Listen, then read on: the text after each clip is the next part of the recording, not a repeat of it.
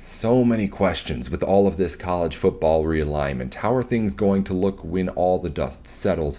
What is the Big Ten going to be divided into as far as divisions or pods or anything else? But also at the same time, how does the future of the Big Ten get shaped around these new parameters? Recruiting.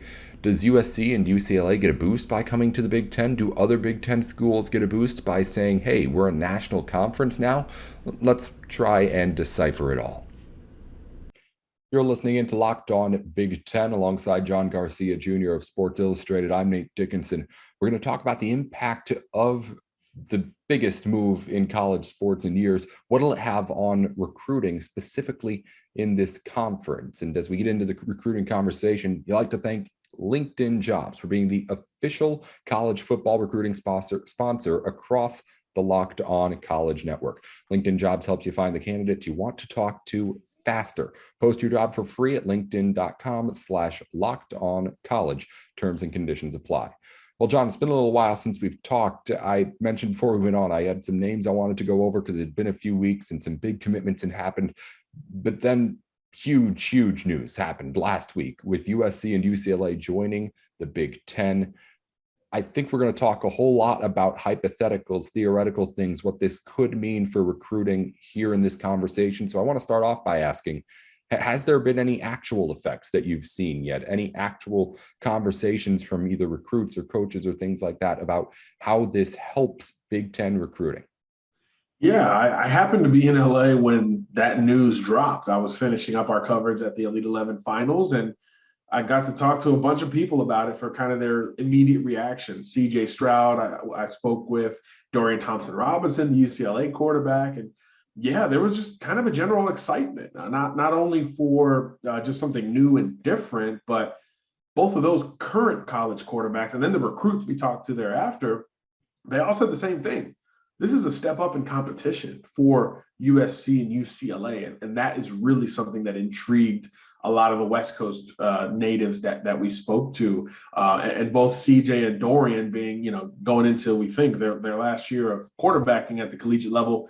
Both of them said, man, I wish it was this year. I wish we could play those teams right now. Of course, CJ being from Southern California, playing in the Big Ten. Dorian Thompson Robinson, once viewed as a Michigan lock. His mother went there, but then he opted for UCLA there at the 11th hour coming out of Las Vegas, Bishop Gorman High School. So two West Coast quarterbacks that understand a lot of dynamics about the Big Ten, and both of them were borderline salivating about the potential on the field. And then when we talk to recruits, same deal, general excitement, but also kind of okay, we're going to be playing better competition. I thought one of the most unique answers came from Malachi Nelson, the USC quarterback commitment, another SoCal kid who said, hey, look, my goal is the NFL. So yeah, it'll be cold, but you got to play cold games in the NFL as well. So that was kind of the overwhelming thought was, man, I can't imagine USC at Minnesota in a November snow game, because we just don't associate that with the Trojans or the Bruins for that matter. But that was kind of met head on by a lot of recruits like, hey, that's another opportunity to take advantage of a future scenario potentially. So I do think in the immediate future, it expands the perception of the competition level USC and UCLA face. Now, in terms of recruiting, look, these footprints for some of these programs have always been national, right? USC, Ohio State, Michigan in particular, those three, I don't think it's a world of difference, although we don't see a whole lot of Midwesterners committing to USC. So maybe that could open up a couple other doors. But for everyone else involved, this expands your recruiting base kind of at a minimum. I think the best example, a recent example we should look at with this was when Texas A&M and Missouri joined the SEC. The entire conference went into Texas. Everyone was like, okay, doors open in Texas. Let's go get recruits. And it's still happening today. So I think if the Big Ten does something similarly with California, which again is right there with Texas as one of the top 2, 3, 4 states in recruiting production per capita, now all of a sudden you're seeing an influx of different talent into the schools not named USC and Ohio State and Michigan. Now all of a sudden Minnesota and Purdue and Iowa and Nebraska, they're pulling from places where we just don't typically see a whole lot of traction. So for those schools, it's even more advantageous of a move. And I think coming from the Pac-12 for UCLA, it does the same thing. Known more regionally, SoCal kids, Pacific Northwest kids, you dip into Arizona, maybe Texas in your recruiting footprint, and that's kind of where it ends. Now UCLA can push more towards the Midwestern recruit and stretch it all the way to the East Coast where they don't spend a whole lot of time now. So I do think for some programs, it benefits and creates an enhancement. And while for the brand name, the Blue Bloods, it just kind of strengthens the strength, if you will, with that national profile. But everyone was surprised, but also immediately viewed it as this is a step up in competition. So this is great news overall. Would it's not, and I guess you went into this a little bit. My first instinct was, okay, this has to help the USC and the UCLA a little bit more. For one, they're California kids getting the chance to play in a Big Ten that is, if not better than the Pac-12 ever was, at least better than what the Pac-12 has been in recent years as far as the prestige and what that conference has brought. But also, you mentioned those smaller schools there. Can you go into a little more, like, if I'm an individual recruit, say from California, what is the like testimony you have or the reasons like why I'm thinking about going to a Big Ten school now that isn't one of those California schools just because those California schools are in there? Yeah, in theory, you're going to be able to say, hey, mom, I'm going to be able to come home once, maybe twice a year, depending on, how the schedules and all that stuff, divisions and all that works out. Now there's going to be a return to home element of the college game. And I think that just takes a little bit of pressure off of going further away from home like the rest of the Big Ten would be for a Southern California native or even a West Coast native in general. All of that is far away. So naturally you combat that with, well, at least there'll be one, maybe 2 games a year that are back home or in the Western time zone, whatever it may be down the line. So it kind of softens the relative extremity, or the extreme, I should say, of going across the country to play your college football. But look, I think ever since USC's run in the mid 2000s kind of came to a close, we've seen that anyway. We just talked about CJ Stroud. I mean, he was looking at Ohio State and Georgia leading into his commitment. A lot of these West Coast kids, because there hasn't been a dominant program out there, and when USC's not up, the door is wide open, just like when Texas isn't up, everyone raids the state. Same kind of deal. So we've already seen the trend of Californians heading east. So I think this only accelerates that part of the conversation anyway. It's already become a bit of a trend, but this now creates more benefit of the doubt, not only with the kids, but with their families, with their coaches, with the people around them in terms of taking that, I guess, collective leap of faith to go across the country. And then for the current Big Ten schools, it's the exact opposite. Now you're like, I grew up loving or hating Michigan, let's say. Now I can go live by the beach 10 months a year and still get to beat up or, play against a school like Michigan that I either loved and never got that offer, or I've always hated, but I always wanted something different and to go outside the box a little bit. So now you can kind of do the best of both worlds there. So it just kind of expands the possibilities from a recruit in a non-traditional way. And I think, again, that only enhances everyone's ability to recruit. But obviously, implementation, scheduling, logistics, all that stuff has to have a little bit more clarity attached to it before we see a true, tangible difference in how these programs actually win recruiting battles. The plans can change and that's cute, but they actually got to go do it once all these decisions and intricacies are finalized. When you need to make an adjustment or a repair to your car, the place to go is rockauto.com. It cuts out the middleman of a dealership or a car parts place while at the same time making sure you get exactly what you need delivered right to your door. If you just need new mats to the car, something I need actually, I'll go over to rockauto.com and check it out. You can do something that small. You can get oil to change or even something as big as just a whole part to replace. If you're that kind of a DIY kind of person who doesn't need to take it straight all the way to the shop to get things fixed, or at least wants to try things out maybe, and even if you're not an expert, you can get those kind of parts from Rock Auto. Make sure again that you're getting the right part and have it delivered straight to your door. Again, rockauto.com, the place to be for any parts that you need. Cut out that middleman. And if you do use the service, let them know that we sent you. Put Locked On in the promo code box in their checkout to let them know that we sent you. You mentioned the schools that aren't those schools who are already national recruiters out there. Those smaller schools in the Big Ten come to mind that have really struggled to kind of pick it up in like a Maryland or a Rutgers. Those teams who, I guess in those cases, since joining the Big Ten, have really struggled to get integrated into what Big Ten football does. Do you expect there to be a noticeable like markup in what those recruiting teams are, or what those recruiting classes are going to look at with those teams like right away, 2023? Yeah, I think on the surface level, yeah, we should start to see a little bit of that. And look, Northwestern's already got the biggest class in the Big Ten, maybe one of the biggest in the country still. So we're seeing changes in general. I mean, Purdue's got 18 commitments right now, for goodness sakes.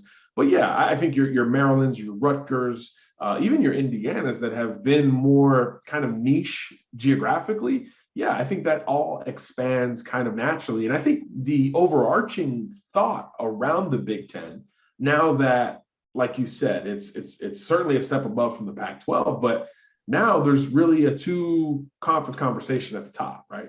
It's the SEC and the Big Ten. So in the South, we see a whole lot of, when Vanderbilt offers a kid, they're like, man, I know it's not the best program, but it's SEC, and it creates a spark.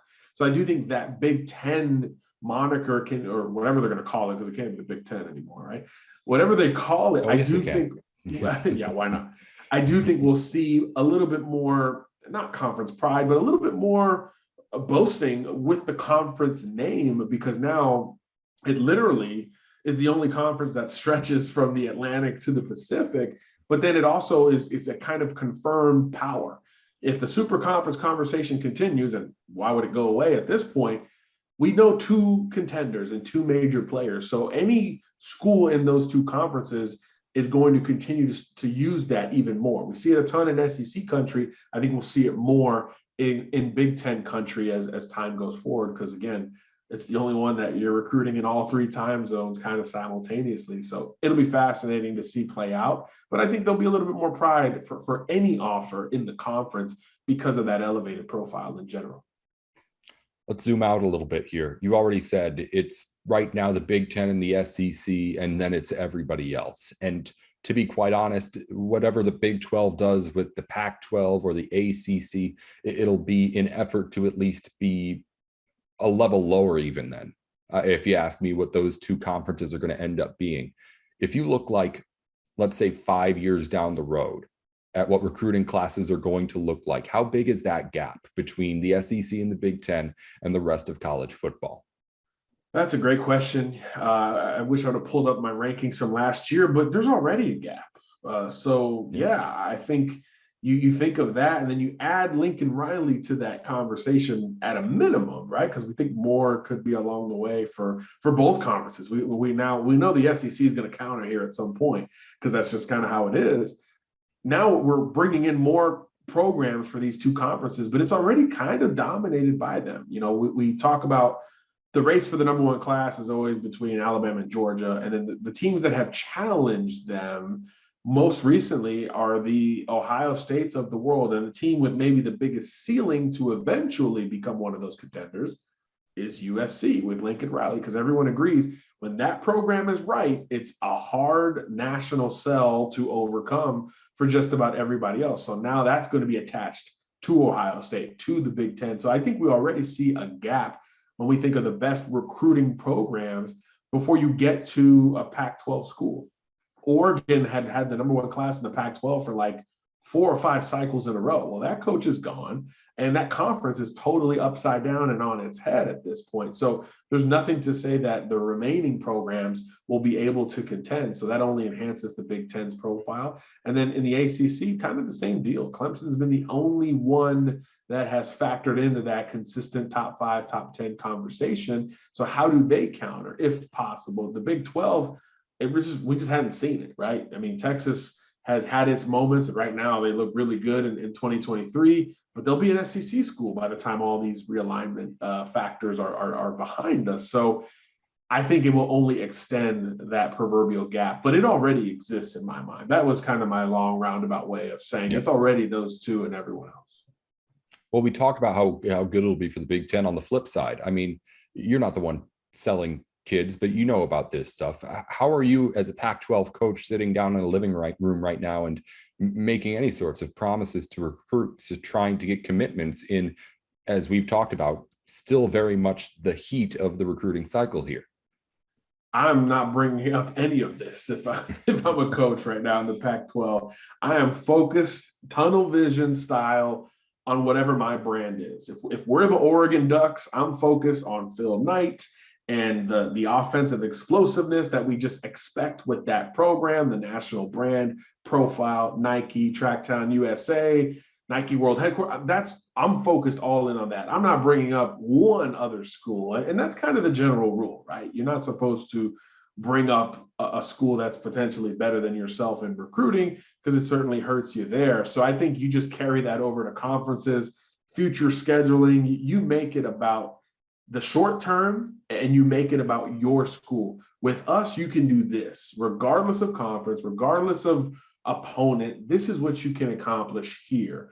I would keep it extremely narrow for the foreseeable future, because even talking about, even these Big Ten teams, how could you shift to that point of the conversation already? There's still too much unknown with all of the logistics, the timing, all those things, in order to really jump all into that. So I think everyone is collectively taking a step back. But yeah, if you're visiting Oregon or Utah or Washington in the next few weeks, I think those schools keep it about their colors, their brand, what they've done individually as a program, as opposed to, we're also part of the Pac-12. I just think that stuff becomes less and less prevalent in those conversations. It's Big Ten versus SEC now. It's been that way for a little while, I guess, in football, as you mentioned, as far as recruiting goes. But the critique has always been that the Big Ten doesn't have the depth to be able to hoist up its top teams to the very, very top. Do you think that with these kind of boosts we'll end up seeing a Big Ten conference that can get that kind of deep like an SEC does? I think there's a ton of pressure on USC to bring, I don't want to say balance, but to bring their end on the ceiling, a part of that conversation. So yeah, I do think that hypothetically, yes, I do think this creates more depth. And UCLA was actually sneaky good last year. Like, people don't realize how well they ran the football, how consistently they were on the offensive side of the ball, returning quarterback, all that fun stuff. So I do think this can help that part of the conversation, because really when you dig into the comparisons between the Big Ten and the SEC, for me, I think that's true in both conferences. You go to the top 4, 5, 6 programs, and man, that is some good stuff. Hard to beat on either end. But when you get to that second tier, if you will, I think that's where you see a whole lot of variance in the conversation and the perception. And I think now this enhances the top half of that Big Ten and helps to more evenly match up with the SEC. And again, if these schools bring what we think they could, it could either even the odds there or eventually help the Big Ten overtake the SEC in that national conversation. I do not think that's out of the realm of possibility, especially when you think about Notre Dame and some of these other schools that are talking here in some respect. I think the Big Ten has a chance to eventually be number one in that conversation. So even that possibility should make that entire Big Ten footprint smile on a day like today, because it's not going to go the other way anytime soon. It's always the goal is to try to beat that conference on the football field, the SEC. It's not an easy one to do. Thank you to LinkedIn for helping us talk to John here today. Thank you to John Garcia Jr. over at Sports Illustrated for imposing some of his knowledge here on us on the show. We always appreciate you talking to us, John. I would almost guarantee something else is going to happen by the time we talk next. 100%. That's the beauty of it, Nate. Thanks again for having me. We'll be wrapping things up in just a second here. Thanks again to John Garcia Jr. from Sports Illustrated for joining us here on the program. Before we get to the final notes of the show, though, a reminder that today's show is brought to you in part by Built Bar. Built Bar is the protein bar of the Locked On Podcast Network in sponsor, but also just in preference, too. The hosts around the network, myself included, honestly love these things. It's not that way with every single sponsor that we get, but when we were first sent Built Bars, the rave reviews were coming in nonstop. The flavor is outstanding. People can't believe that, again, you only get less than 5 grams of carbs and sugars with more than 15 grams of protein and less than 150 calories in these bars as well. And Built Bar has right now their brand new coconut brownie chunk puff. So the puff bars that Built Bar has been putting out with chocolate encased around marshmallow that has the same nutrition as every other Built Bar. They're now coming out with one of the most popular regular Built Bar flavors out there, chocolate brownie chunk, coconut brownie chunk. Check that. It's one of the most popular Built Bar flavors, again, put into this marshmallowy puff form. That is one of the things that if you're a Built Bar fan, you're going to want to try out. So head on over to Built.com right now and make your order. And when you do, use code LOCKED15 to make sure you get 15% off when you check out. Again, LOCKED15 at Built.com. All right, let's wrap things up here on the program. Something that happened a while ago in Big Ten news, but we haven't gotten to a whole lot of news lately because we've been talking really only expansion. But this something that happened almost a week ago now, but still, Big Ten hockey players getting drafted into the NHL. And of course, plenty of representation in this draft as well. 4 first-round picks, 2 from Minnesota, 2 from Michigan. First one was Logan Cooley, center out of Minnesota, 3rd overall to the Arizona Coyotes. Then Frankie Nazar out of Michigan went to the Blackhawks, 13th. Rutger McGrody of Michigan went 14th to the Winnipeg Jets. And Jimmy Schruggert of Minnesota, right wing, 23rd to the St. Louis Blues. Second-round picks were Minnesota's Ryan Chesley and Michigan's Seamus Casey. 4th-round picks, Wisconsin's Tyson Jugnauth, Ohio State's Stephen Halliday, Wisconsin's Kruj Lucius, and a 6th-round pick in Minnesota's Connor Kurth. Finally, 2 7th-round picks, Brennan Alley of Notre Dame and David Gucciardi of Michigan State. Again, something that happened a little while ago, the NHL draft. We've been pretty busy over here at Locked On Big Ten, so we're going to, of course, had to push things back a little bit here. Coming up on tomorrow's show, we're going to be talking PFF grades, preseason grades for college positions. And quarterbacks, wide receivers are out. Just a little bit of a sneak preview. CJ Stroud comes in as 4th overall in PFF's list of the top 50 college quarterbacks going into the season based off of their grades and performance. The next Big Ten quarterback comes in at number 11. Maybe not who you would have thought, Talia Tagovailoa of Maryland. Then you get Aiden O'Connell of Purdue at number 15, and then going a little bit further down the list, next Big Ten quarterback is Cade McNamara of Michigan State at 29. Going over to the wide receiver side of things, Ohio State takes the number 1 spot. Jackson Smith-Njigba is tops in their top 25 wide receiver list, and other Big Ten representatives such as Parker Washington at 13, Dante Demas Jr. of Maryland coming at 14. And we'll get into some more of that stuff on tomorrow's show here on Locked On Big Ten. And finally, some comments on some things we've said with AAU here on this show. Now, when we talked to Jacob Root about it last week, it was kind of a consensus between the two of us that while the Big Ten has been big on this AAU certification thing, it seems like now may be the time for that to be thrown out the window. Conference still hasn't accepted any schools that don't have that accreditation yet. But when Jacob and I were saying that, apparently some people have doubts, and I do too, because I know the Big Ten. But It just seems like this is the way the sport's going. I'm going to read your comments, though. Boatwagon tweeted in, I keep hearing that the Big will dump the AAU requirement because of the money incentives. Keep in mind that the money in academics makes the money in football look paltry, and the decision will be made by university presidents who are academics first. Now, I agree, but in that same sense, while you make plenty of money with the academics, I have no idea if that's right, saying that the athletic money doesn't compare. Doesn't feel right. We can look at numbers, and we probably are honestly going to have someone on to talk about it, given the feedback that I've gotten and the response I've gotten since we had that episode.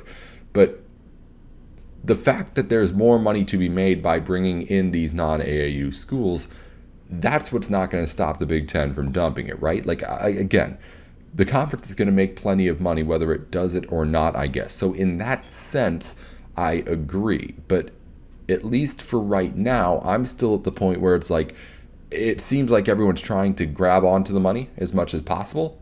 And I don't see how you end up not taking that money if it's there to be taken, if that at least makes a little bit of sense, Because now is the time to be greedy, right?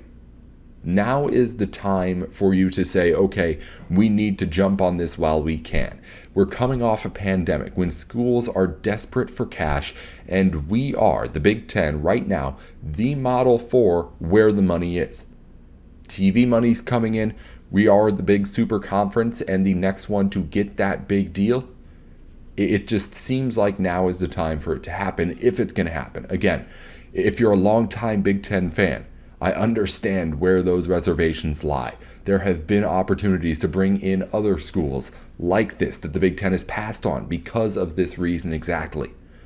But I just feel like this is a stars aligning kind of thing where the Big Ten may not be able to have a choice. It'll have a choice. I shouldn't say that. But with the money that it'll be passing up, it'll be hard to turn down, I guess, the kind of schools that would just make that athletic money for the Big Ten even bigger. Even if the academic money that comes into the Big Ten is all so much, I don't know if he's just talking about like tuition, in which case, yeah, of course, there's more money coming in there. But tuition's going to be there. I would say whether or not you bring in another school into the Big Ten that doesn't have that AAU or not, I don't think people are going to say, I'm not going to Michigan because Louisville's in the Big Ten. I don't know if Louisville's going to be in the Big Ten or not. That's just a school I throw out there. But it just doesn't make sense to turn away that money when right now the money is the only thing, it seems like, at least nowadays, motivating all of these moves. So we'll see what ends up happening. And we will definitely have to have somebody on to talk more about it. But at least for right now, I'm still on the side of if the money's there, if the check is big enough, Big Ten's going to be able and willing to drop that standard. I don't know for sure. We've seen the Big Ten hold that standard in times where maybe even I wouldn't have liked it to before. But again, when you tweet in saying, not so fast, I hear you. I understand.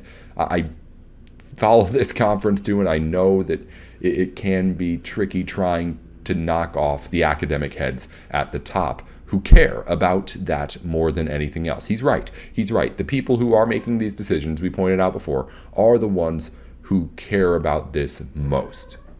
Again, coming up on tomorrow's show, we're going to get into those PFF rankings across positions in college football. Where do all the Big Ten players slot in? Who are the surprises? Who should be higher? Who should be lower? It's a list. It's another list to go over, and we'll have it here tomorrow on Locked On Big Ten. Until then, I'm Nate Dickinson. Follow us on Twitter at Locked On Big Ten. That's Locked On Big 10. Same thing on YouTube. My personal Twitter account is at Nate with Sports. We'll be back tomorrow. Until then, this has been Locked On Big Ten.